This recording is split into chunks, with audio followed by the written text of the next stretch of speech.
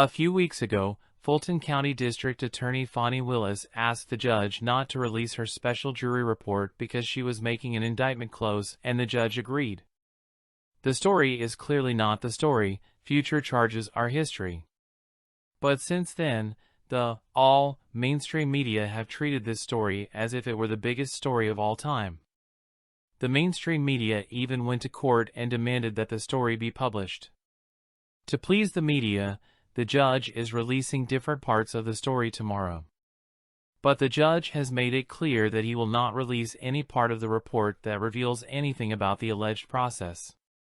What exactly will we have tomorrow? Maybe nothing, or almost nothing. The media made this up as if it was going to be a cover-up for King Tut's tomb.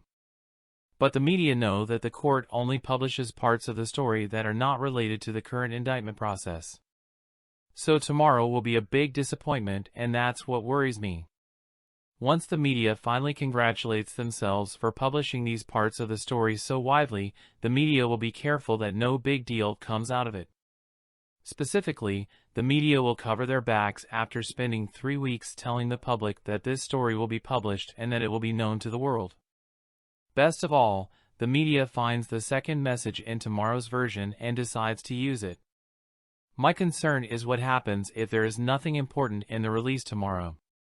If the introduction and conclusion of this speech all corrects the fact that Trump has committed a crime, then the media will have nothing to do tomorrow. The trial of the media will decide to start in history. History about how we are all guilty because Fani Willis hasn't indicted Trump. Why hasn't he been indicted, and what really happened, and why Trump got away with it, and why we should all hide under our desks. Meanwhile, in the real world, Fani Willis is using this whole story, not the numbers we'll see tomorrow, to get an all-time grand jury to file a criminal indictment. We know because Willis told the judge. We also know because the judge is sticking to his original plan to sit out the full story until Willis's charges are filed. But because the media can't get any access or information about confidential things like grand jury indictments, they need chew toys this time. A disinterested unit is just a toy note. At best, the story is a waste of time and a distraction until Willis completes the trial process. In the worst case, the media will use a redfish 7 of this news to create even more ratings-driven doomsday hysteria than ever before. Meanwhile, the media has made the public forget that news about Fulton County grand juries is about criminal charges that will put people in court and in prison. A separate report will not tell us who is accused. The indictments will tell us the accused. The novel is 100% of the story. This report represents 0% of the report.